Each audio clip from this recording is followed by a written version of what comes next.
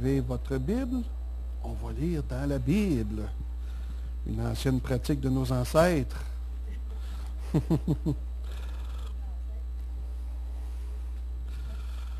Avec l'informatique aujourd'hui, on va un peu moins souvent lire dans la Bible le dimanche, là. Puis dans la semaine, il y en a qui lisent ça sur leur... pas un portable, là, mais en iPad et tout ça. Alors Seigneur, on te remercie pour la richesse de ta parole. Et vous pouvez tourner dans le livre des psaumes. On va aller au psaume 24.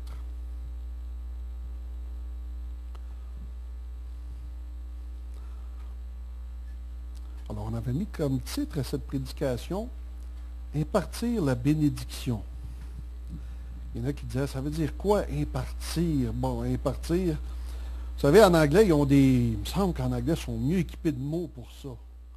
To impart the blessing of God. Impartir, on aurait pu aussi bien dire, peut-être partager. Dans les deux cas, vous avez le mot part. Donc, prendre part à la bénédiction, donner une part de la bénédiction, n'est-ce pas? Partager la bénédiction, impartir. C'est tout bon. C'est tout bénissant.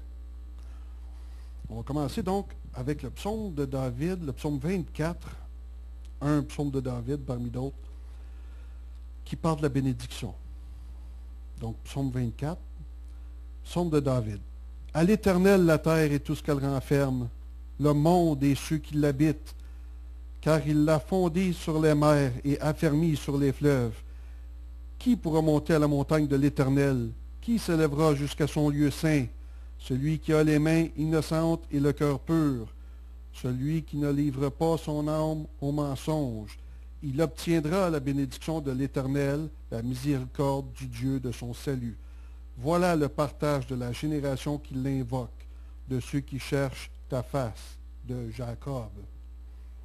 Jacob, vous savez que c'est un autre nom pour Israël. C'est le nom qu'avait Jacob avant que Dieu l'appelle Israël. Et donc, nous sommes aussi l'Église d'Israël de Dieu. Et donc, ici, mon épouse vient de m'amener la définition de impartir.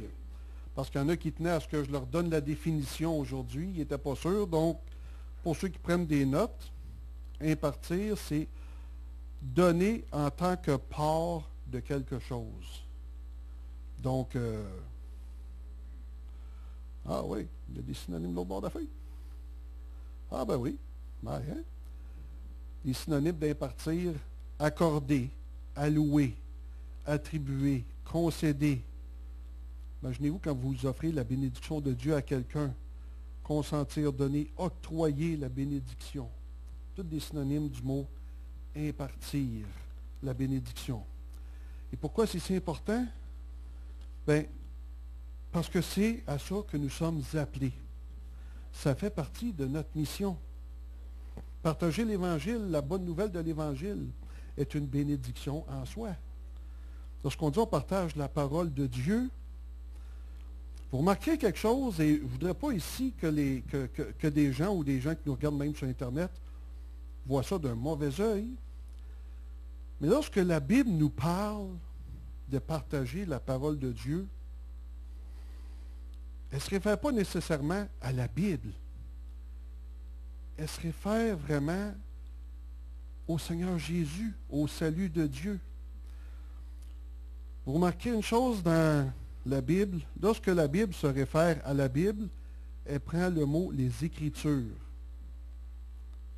Ailleurs, souvent, là, les gens, surtout ceux qui ont fait des hautes études bibliques, lorsqu'ils lisent les mots, la parole, ils pensent que ça se réfère à la Bible.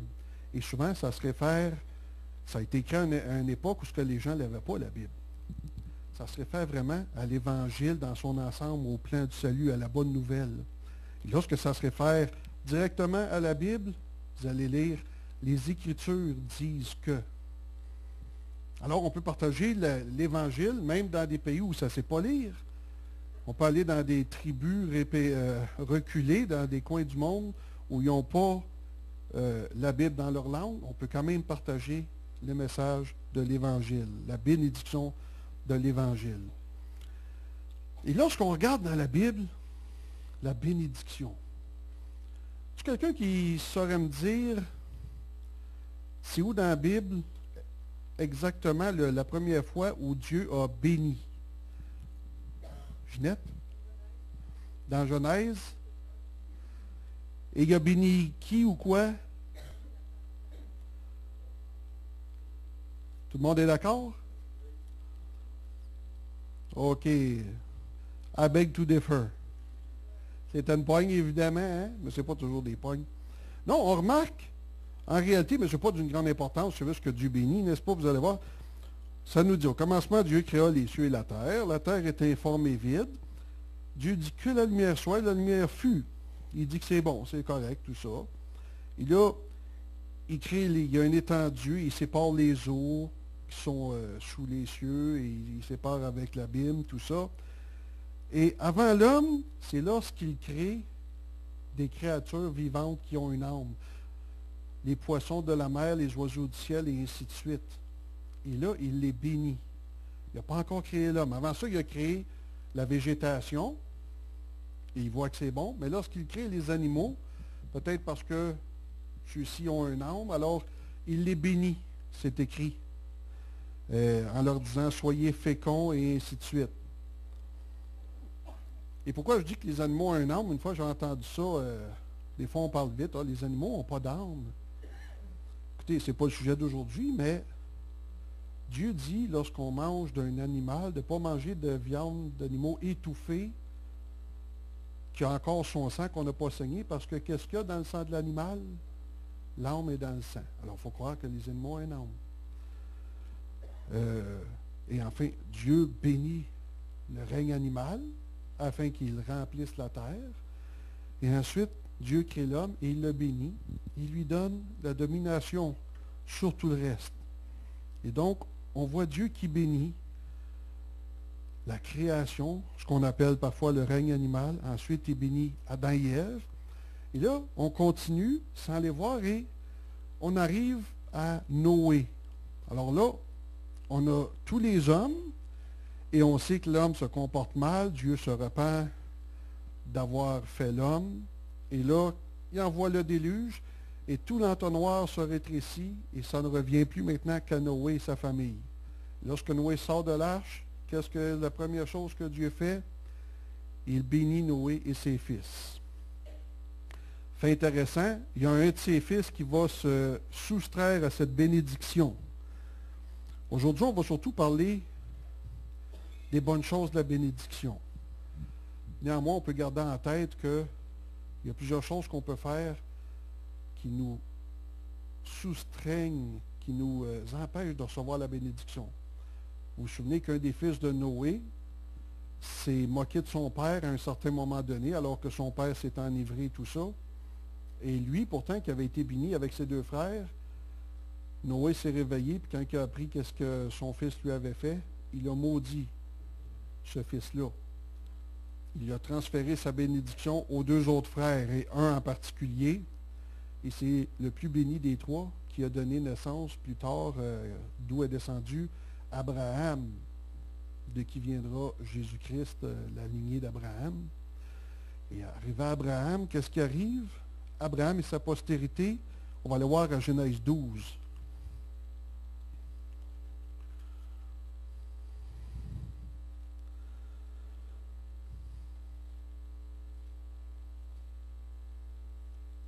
Alors Dieu, il a béni Adam. Ensuite, il bénit Noé. Puis là, il recentre la bénédiction sur Abraham. À l'époque, il s'appelait encore Abraham et non pas Abraham.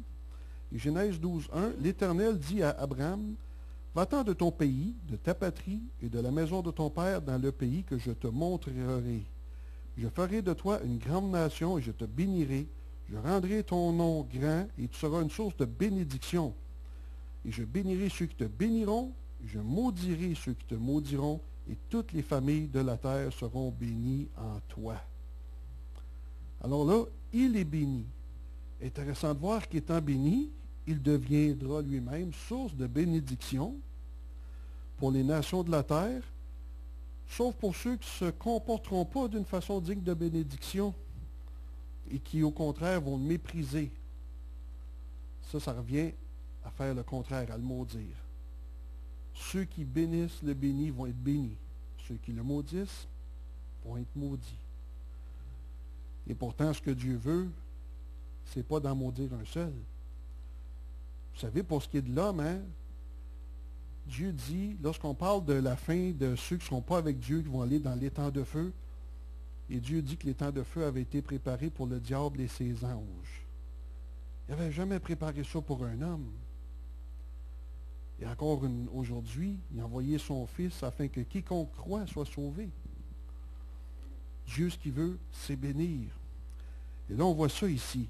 Abraham est béni. Il va devenir une source de bénédiction.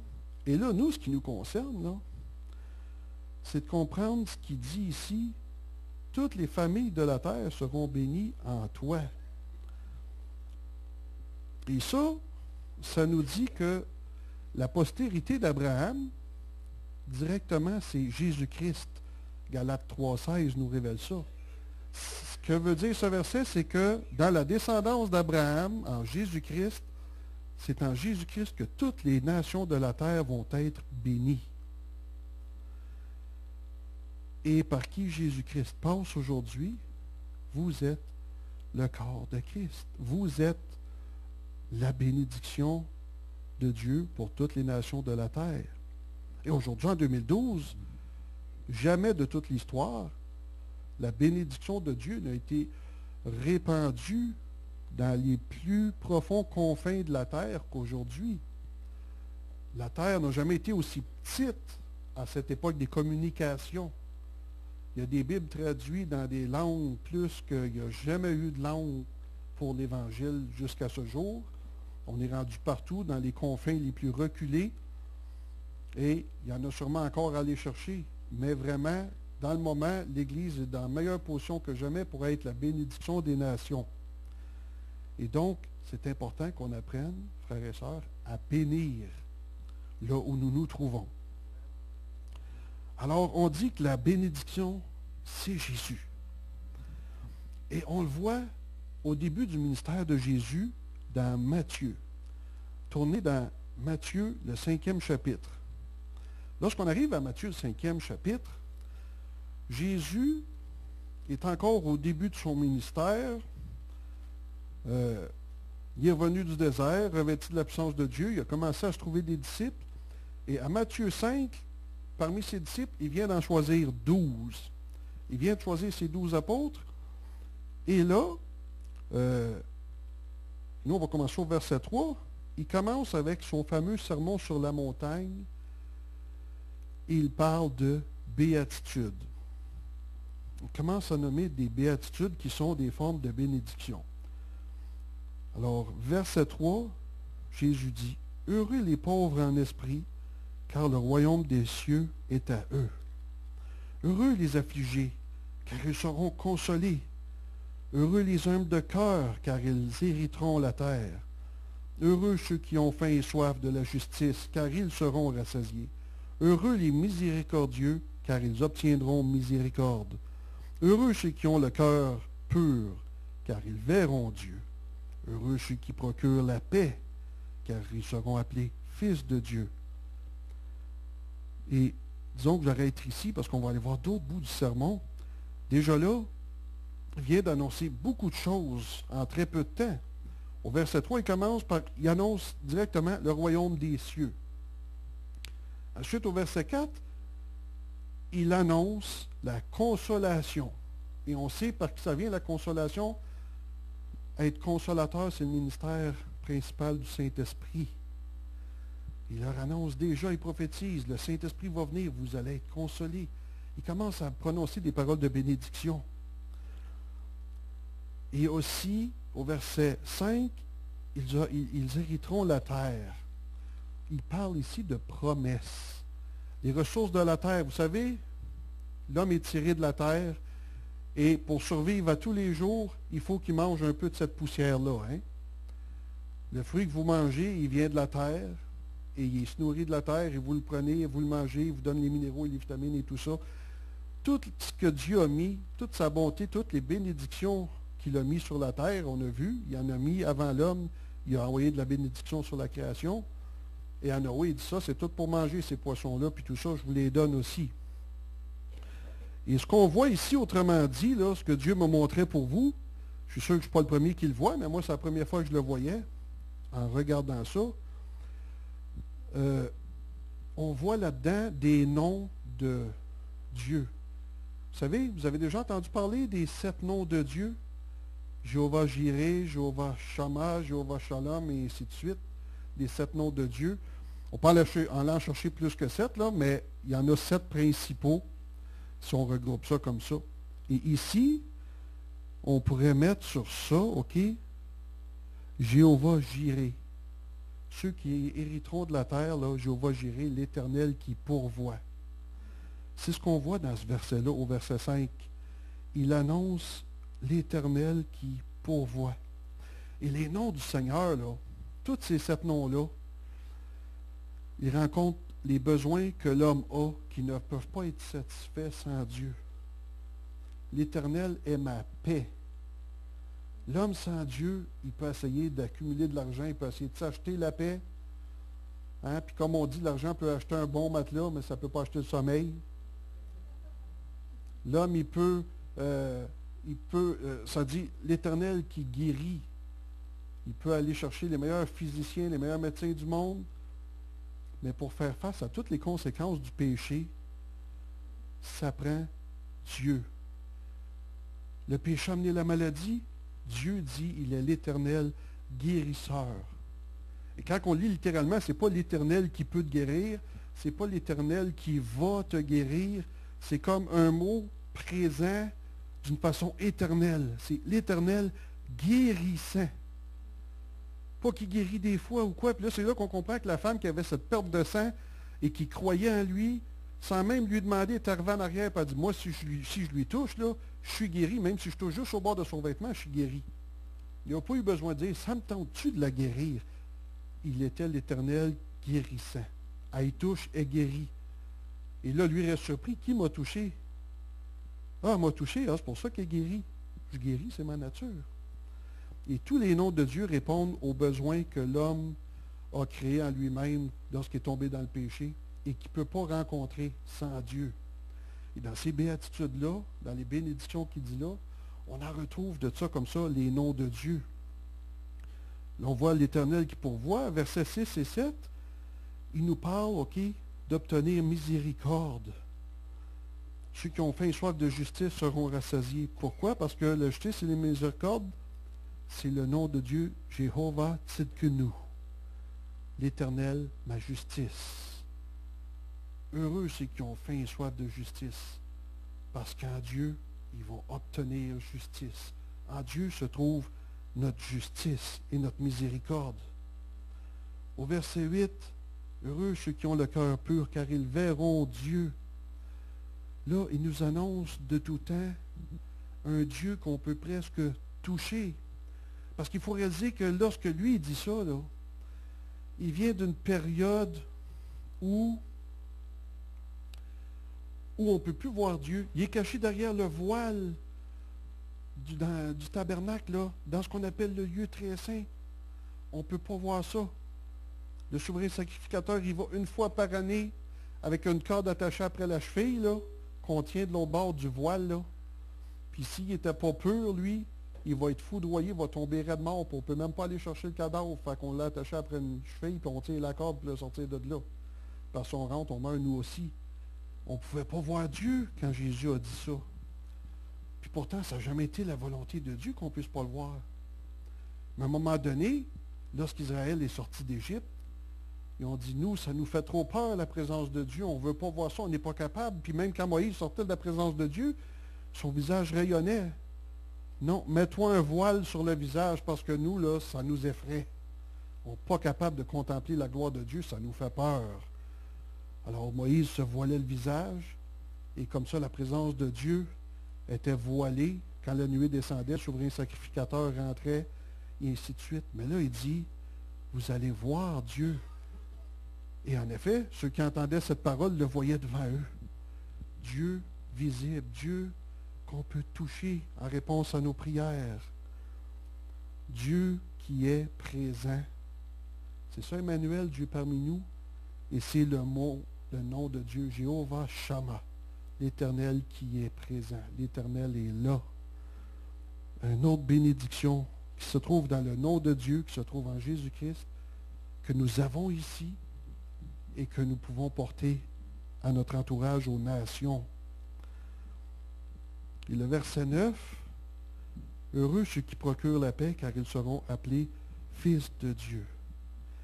Et la paix, c'est le mot shalom, un autre des 7 noms de Dieu, Jéhovah Shalom, l'Éternel, ma paix. Et ceux-là qui procurent la paix, qui amènent la paix comme bénédiction, vous savez, les Juifs, ils se rendent compte, et c'est comme shalom, ils se souhaitent la paix. Et comme bénédiction, là, je ne sais pas si vous avez déjà vu, c'était quoi, c'est quoi le signe qu'on a regardé, les Juifs faisaient, c'était le signe qui voulait dire quoi? Le W?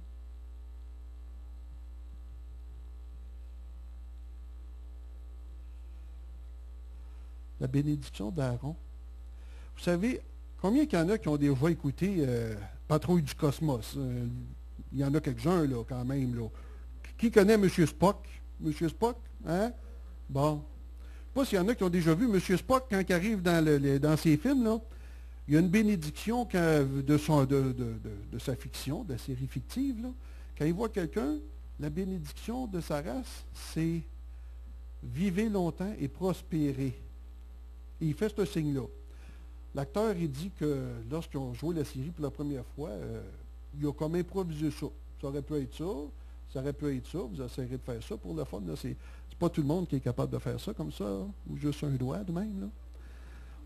Eh bien, on a découvert, mon épouse et moi, que dans le temps des Juifs, il y avait un signe pour la bénédiction qui ressemblait à quelque chose comme ça, parce que j'ai pas de mémoire, là, avec les 2 mains,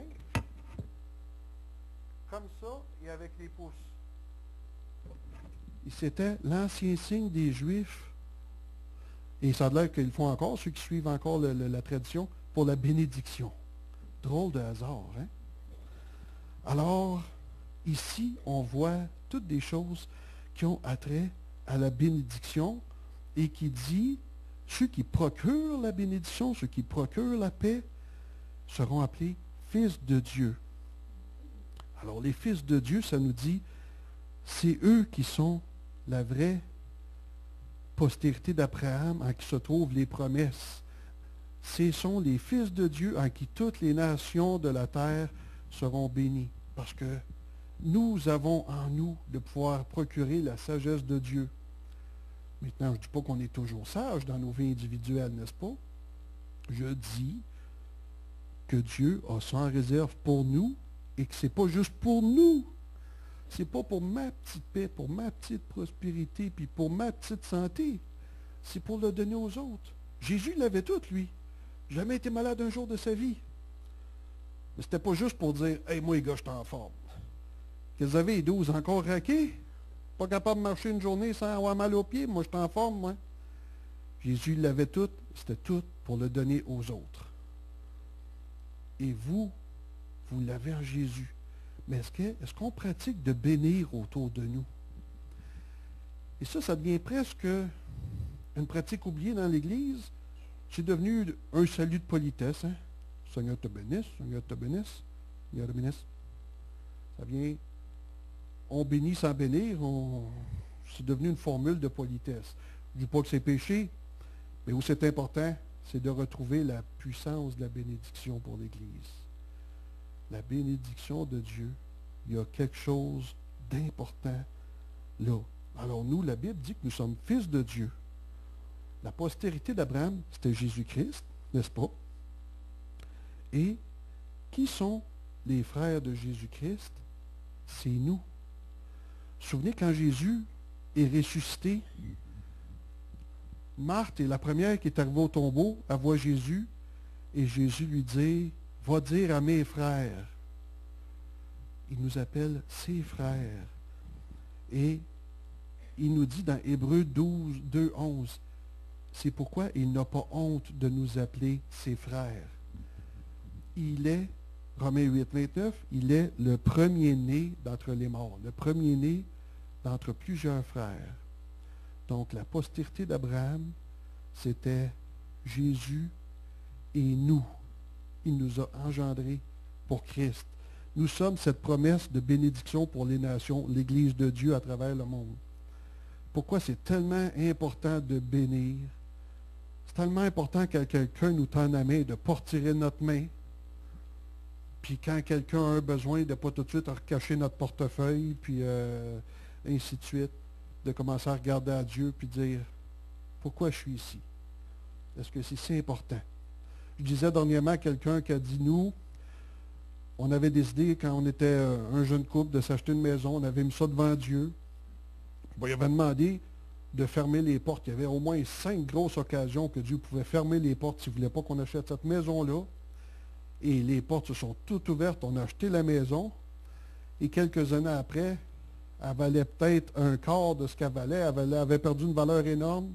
C'était effrayant. Puis on se disait, Seigneur, on n'est donc pas bénis, nous autres. Elle nous a coûté bien plus cher que ce qu'elle vaut maintenant. Puis pourtant, on t'avait dit de fermer les portes. Puis tu nous as laissé acheter ça, puis perdre de l'argent. Pourquoi faire? C'est quoi la bénédiction? Et Dieu lui a dit, peux-tu regarder, depuis que tu restes là, tous les voisins à qui tu as pu parler de l'Évangile, tous ceux qui témoignaient, puis tout ce que tu as pu faire pour le royaume de Dieu dans ce quartier-là, depuis que tu habites là? Et en effet, elle avait beaucoup prospéré dans sa mission pour l'Évangile. Est-ce que c'était vraiment, est-ce que tu as été perdante ou tu as été gagnante? Et elle a dû voir qu'en réalité, elle s'était accumulée des richesses dans les cieux d'avoir resté là, mais elle regardait juste aux choses d'ici-bas. On n'est pas là pour ça. On est là pour regarder aux choses d'en haut. J'ai entendu des prédicateurs qui disaient, lorsqu'ils ont bâti des bâtisses, combien qui ont été vendredi soir à la réunion de prière avec Claude Wood? Il y en a quand même plusieurs. Hein? On a vu des gros centres hospitaliers qui ont été rachetés par des ministères américains et qui maintenant aident des drogués, des gens qui ont le sida et ainsi de suite. Hey, mais c'est des choses là, aussi grosses que l'hôpital Sacré-Cœur à Montréal. Là, des affaires incroyables. Et à un moment donné, il y a des chrétiens comme ça qui ont bâti de ces choses-là.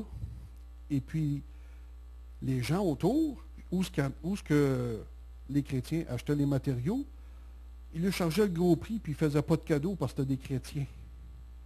Puis les chrétiens chiolaient. Ah, ils nous vendent toujours les matériaux les plus chers, les matériaux le plus de qualité, puis ça nous coûte une fortune, puis ils ne nous disent pas quand il y a des bargains, tu sais. Des fois, on pourrait acheter de la peinture peut-être second, là, qui ferait l'affaire, mais là, on est toujours obligé de prendre le top, puis tout ça, puis ça chiolait. À un moment donné, le pasteur, il a dit, prends le top, paye ce qu'il te demande, puis on aura le top. C'est tout. C'est pas ça qui est l'important, à un moment donné.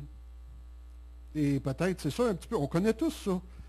Là, d'ici un mois, il faut qu'on soit rentré dans l'autre bâtisse. On a oublié d'annoncer ça. Si vous n'aviez pas l'Internet, là, on a enfin le permis. N'est-ce pas, Guy? Il n'y a plus d'obstacles, là? On a le permis, c'est fait. On l'a eu cette semaine. Guy est venu au bureau, Nathalie l'a photographié avec l'ordinateur, puis le sourire, il y avait le sourire, mon Guy, là. C'est fait. On peut enfin travailler pour rentrer chez nous.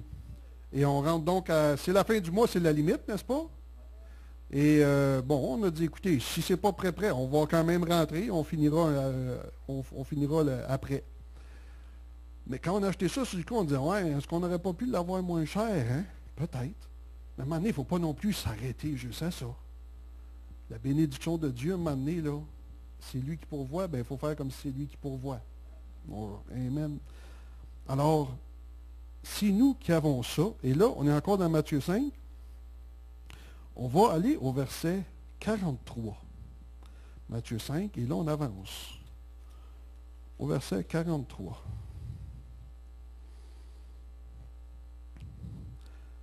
Et là, Jésus dit, vous avez appris qu'il a été dit, tu aimeras ton prochain et tu haïras ton ennemi. Mais moi, je vous dis, aimez vos ennemis, bénissez ceux qui vous maudissent, faites du bien à ceux qui vous haïssent, et priez pour ceux qui vous maltraitent et qui vous persécutent, afin que vous soyez fils de votre Père qui est dans les cieux. Wow! Et ça, c'est répété tellement de fois. Romains 12, 14 nous dit, bénissez et ne maudissez pas. Et si je recule au verset 38, Jésus dit aussi, vous avez appris qu'il a été dit, œil pour œil et dent pour dent, mais moi je vous dis de ne pas résister aux méchants. Si quelqu'un te frappe sur la joue droite, présente-lui aussi l'autre. Si quelqu'un veut plaider contre toi et prendre ta tunique, laisse-lui encore ton manteau. Si quelqu'un te force à faire 1 000, fais-en 2 avec lui. Donne à celui qui te demande et ne te détourne pas de celui qui veut emprunter de toi. Wow! Si quelqu'un veut prendre ta tunique, laisse-lui encore ton manteau. Attends une minute, là, il y a bien de nous autres que des manteaux, des fois, on n'a rien qu'un. C'est mon manteau. Mais pourtant, n'oublie pas, Dieu a les moyens de t'en donner un autre manteau. Il venait de Dieu, ton premier manteau. Puis tous les manteaux de la terre lui appartiennent. Et puis l'autre affaire qu'on ne voit pas, c'est que si, pour la parole de Dieu, tu donnes ton manteau, ce que tu ne vois pas, c'est que quand tu donnes ton manteau, Dieu te revêt d'un autre manteau. Beaucoup plus important, celui-là. Parce que tu as appris à te fier sur sa parole. Parce que tu as appris que c'est Dieu qui pourvoit. Que c'est lui, l'Éternel, qui pourvoit. Et dans les cieux, tu te revêt d'un manteau spirituel beaucoup plus important. Et là, les anges le voient et se réjouissent. Il a donné son manteau. On ne sait pas, des fois, quand on a une bénédiction pour les hommes, on bénit aussi le cœur des anges et qu'ils se réjouissent et qu'ils louent le Seigneur et qu'ils bénissent le cœur de Dieu. Et Paul en parle de ça. Alors, bénir, si quelqu'un te demande, ne te détourne pas de celui qui veut emprunter de toi. Nous autres, on fait le contraire.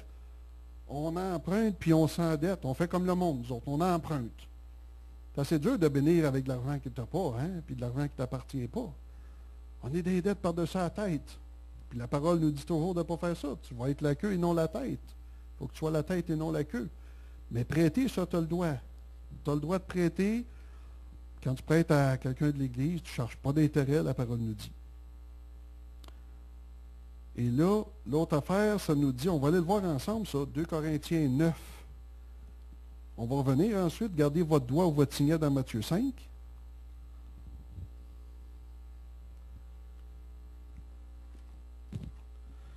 Et 2 Corinthiens,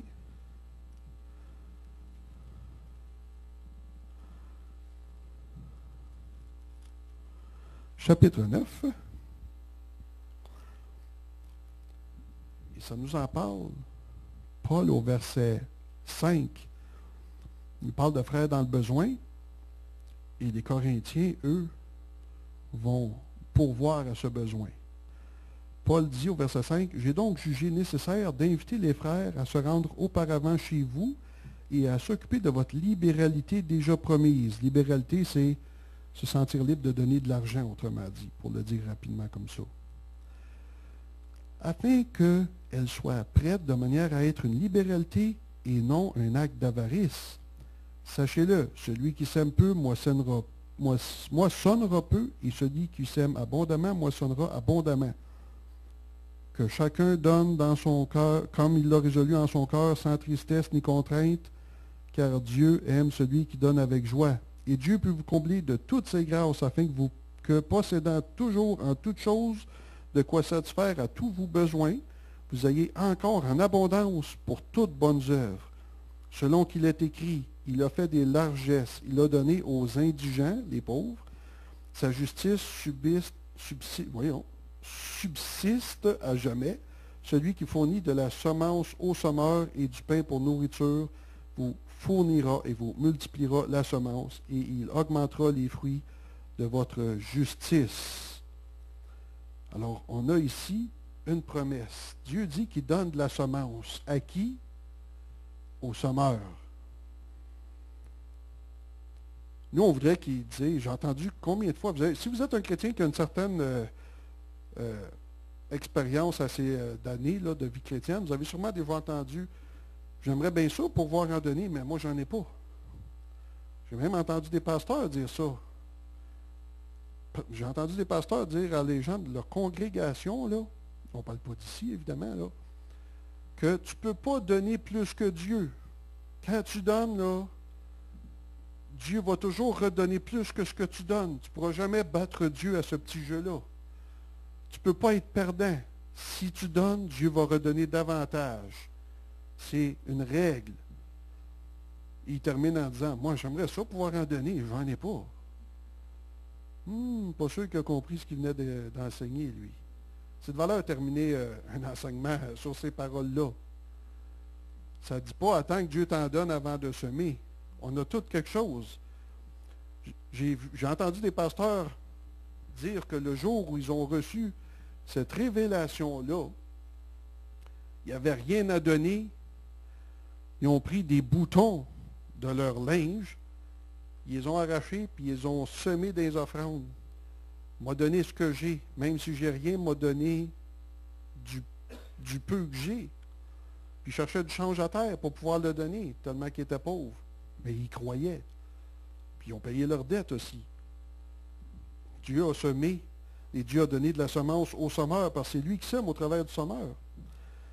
De même, Pierre nous dit, 1 Pierre 3,9, bénissez et ne maudissez pas. Bénissez, car c'est à cela que vous avez été appelés, afin de recevoir la bénédiction, afin d'hériter de la bénédiction. Donc ça, c'est la règle. Bénir attire la bénédiction. Le Seigneur il a dit, donnez, et il vous sera. Il n'a pas dit, il vous sera donné, et vous donnerez rendu là. Donnez, et il vous sera donné. Parce que tu peux avoir à donner aujourd'hui, te vient déjà de Dieu. Tant pas qu'il t'en donne plus. On est appelé à donner. Pas à s'inquiéter de savoir, mais vas-tu m'en rester? Si je donne en avant, vas-tu m'en rester, mais que je regarde en arrière? En arrière, Dieu va être là. En avant, Dieu est là. Dans le futur, Dieu est là.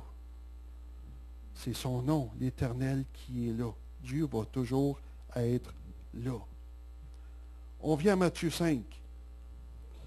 Vous aviez laissé votre doigt, j'espère, ou votre signet.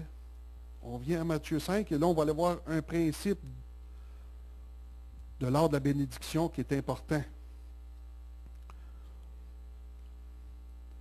Le verset 13, on lit du verset 13 à 16. Jésus dit, « Vous êtes le sel de la terre, mais si le sel perd sa saveur, avec quoi la lui rendra-t-on? Il ne sert plus qu'à être jeté dehors et foulé aux pieds par les hommes. Vous êtes la lumière du monde. Une ville située sur une montagne ne peut être cachée, et on n'allume pas une lampe pour la mettre sous le boiseau, mais on la met sur le chandelier, et elle éclaire tous ceux qui sont dans la maison. Que votre lumière luise ainsi devant les hommes, afin qu'ils voient vos bonnes œuvres et qu'ils glorifient votre Père qui est dans les cieux. » Et ça va avec ce que Paul a dit tout à l'heure.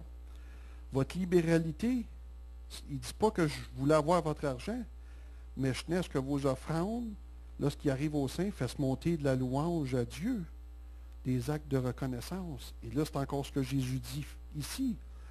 Lorsque vous bénissez le cœur de Dieu parce que les gens glorifient Dieu et Dieu habite au milieu de la louange. Mais là, ce que je veux attirer votre attention ici, c'est sur cela.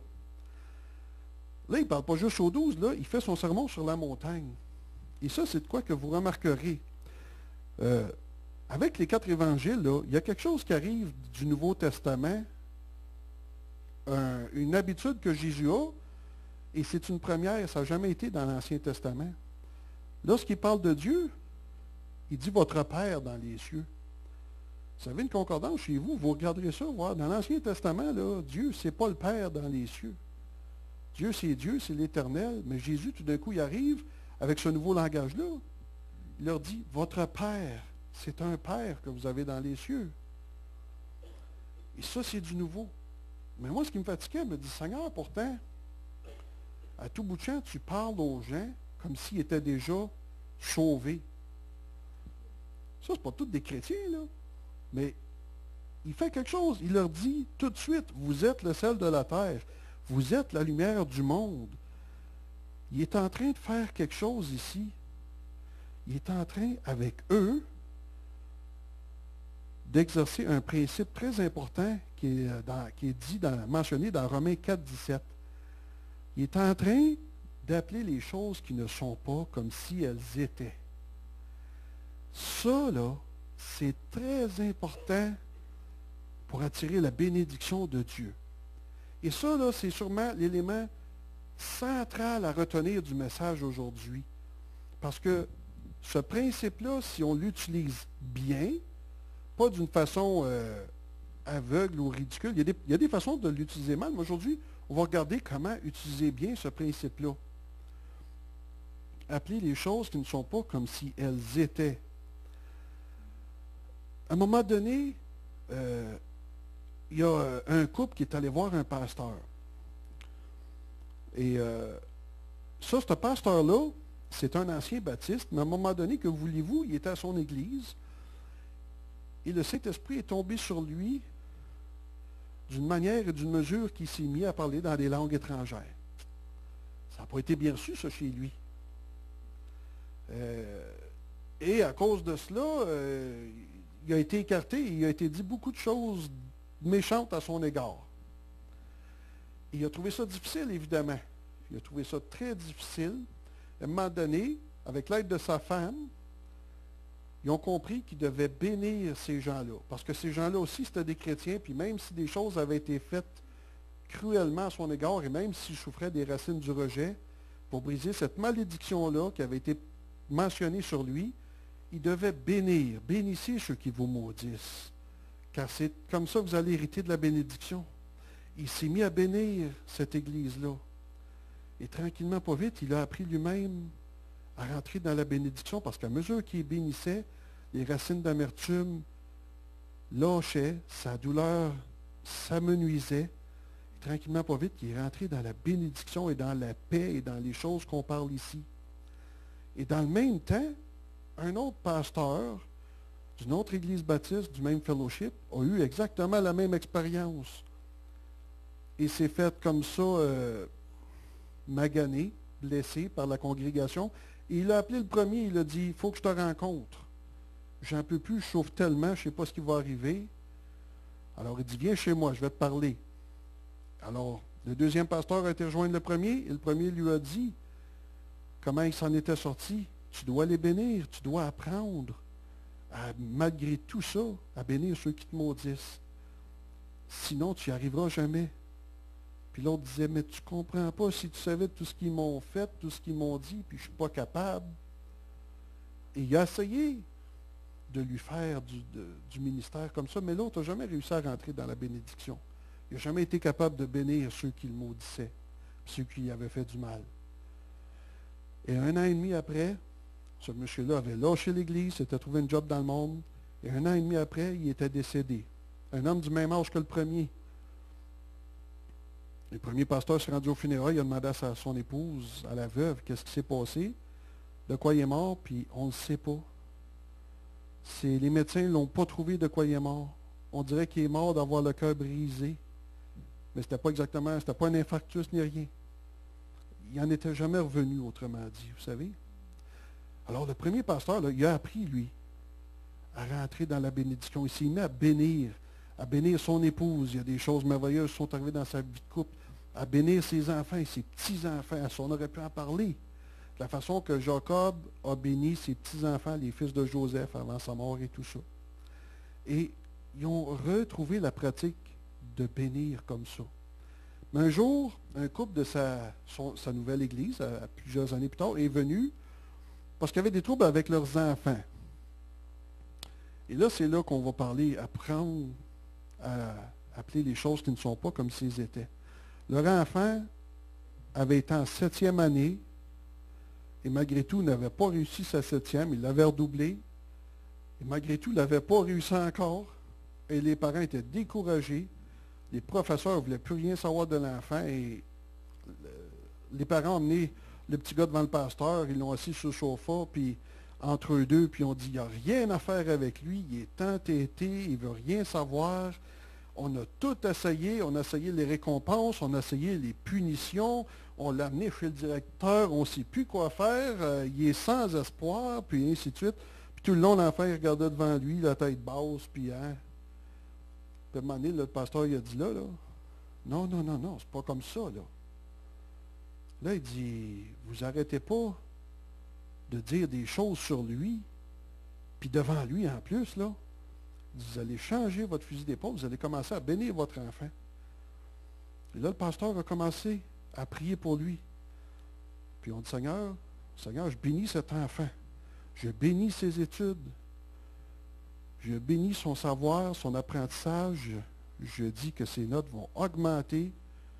Je prie que ta bénédiction commence à changer les choses dans le cœur et le cours de la vie de cet enfant-là.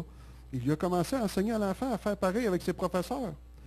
Alors cet enfant-là est arrivé vers ses professeurs, il était voir chaque professeur. Il a été leur dire, je sais que j'ai eu de la difficulté, je sais que vous avez de la difficulté avec moi, mais je veux vous dire que je veux vous bénir au nom de Jésus et je proclame que vous allez devenir un des meilleurs enseignants dans cette école. Et ainsi de suite. Et à un moment donné, il y a un des professeurs qui a dit, arrête-toi, là, il dit, ben c'était une dame, elle dit, moi je ne crois pas à ça, là, je ne crois pas à ton virement de cœur, ton petit juge, j'y crois pas, il n'a jamais eu rien à faire avec toi. Puis c'est encore une autre de tes niaiseries, mais ça ne marchera pas. Puis, mais il s'est souvenu qu'est-ce que le pasteur a dit. Bénissez ceux qui vous maudissent. Il s'est reviré de bord, il a poursuivi les paroles, il a dit, je vous comprends de penser comme ça, mais c'est correct. Néanmoins, je vous bénis, puis je dis que vous allez devenir une des meilleures enseignantes de l'école. Et là, tout d'un coup, l'attitude de l'enseignante a changé, puis elle a dit, ben, peut-être bien, on peut bien redonner un essai, on va voir. Et vous vous douterez, ses notes se sont mises à remonter, il y a eu des beaux scores, et aujourd'hui, il est un élève sans problème, tout s'est fait comme ça par la bénédiction de Dieu. Et c'est sûr que si moi, Dieu me dit de prier pour un voyou dans la rue, c'est sûr que moi, si je le regarde, puis si tout ce que je vois, c'est un voyou, ben, je prie pour rien. Et combien de fois, des fois, on voit une prostituée dans la rue, un drogué, on est-tu capable de voir ce que Dieu voit? On est-tu capable de voir l'appel de Dieu dans sa vie? Il y a des prédicateurs sur qui Dieu a mis des onctions, d'évangélistes, que vous peut-être, vous les croisez dans la rue, ils sont sous la drogue bien raide et vous ne savez pas que vous venez de croiser quelqu'un qui a une onction qui est cachée en lui, que la drogue cache, que la malédiction cache, que le traitement qu'il a eu peut-être de ses parents lorsqu'il était petit cache.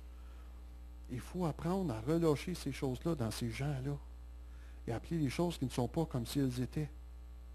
Combien d'entre vous, vous avez vu ou lu La croix et le poignard de David Wilkerson? Hein, plusieurs connaissent ça.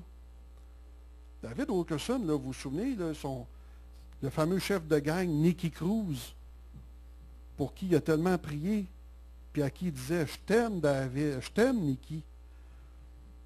Puis l'autre sortait son couteau, puis il dit, moi te couper en 1000 morceaux, puis il dit, c'est pas grave, les 1000 morceaux vont continuer de t'aimer. Pensez-vous que si, quand il parlait à Nicky Cruz, là, si tout ce qu'il aurait vu, c'était un drogué puis un bum, vous n'auriez jamais lu ce livre-là. Puis tout ce que cet homme-là a fait au courant de sa vie, puis l'église qu'il a bâtie à New York, puis ainsi de suite. Lorsque David Wilkerson, il regardait Nicky Cruz, il ne voyait pas un chef de rue. Il voyait le cœur de Dieu pour ce jeune homme-là. Il y en avait un autre dans la gang, je me souviens du livre un peu, qui s'appelait Israël. Il a dit, tu sais-tu que ton nom est dans la Bible? Le gars, c'est un bum, c'est un gars de rue. Ça ne lit pas, ça... Ben, mon nom est dans la Bible. Oui. Check. Ton nom est partout dans la Bible. Tu es un gars béni. Le gars de gang de rue, là, le lendemain, il se promenait avec la Bible, puis il montrait à tout le monde, il est partout, mon nom là-dedans, partout, partout, partout. Ça n'a pas été long que c'est converti. Mais si tu aurais vu un bum, ben, tu vois, Seigneur, tu ne peux rien faire avec quelqu'un comme ça. Hein? Des fois, on voit des bonnes personnes, puis on se dit, hey, hein, il me semble que ça ferait un bon chrétien. Et qu'on pense avec les yeux de la chair. Hein? C'est du bon monde, ça ferait des bons chrétiens, ça. Et comme si c'est de même que Dieu voyait les choses, lui. Hein? Alors, c'est important qu'on commence à appeler les choses qui ne sont pas comme si elles étaient. Et qu'on veut plus voir au milieu de nos enfants. Nos enfants, surtout, Seigneur, ceux qui ne sont plus à l'Église et qui ne te suivent plus, on ne veut plus voir des racines d'amertume, oh Dieu. On appelle ton action dans leur vie. C'est notre prière pour eux afin qu'ils te connaissent, Seigneur. Et que dans la bénédiction, Seigneur, tu sois toi-même béni de ton cœur de Père pour nous, Seigneur. On te bénit, Seigneur. On te loue, on te rend grâce, Seigneur. Tu es notre tout, tu es notre éternité, tu es notre vie. Sois béni, Père, au nom de Jésus. Amen.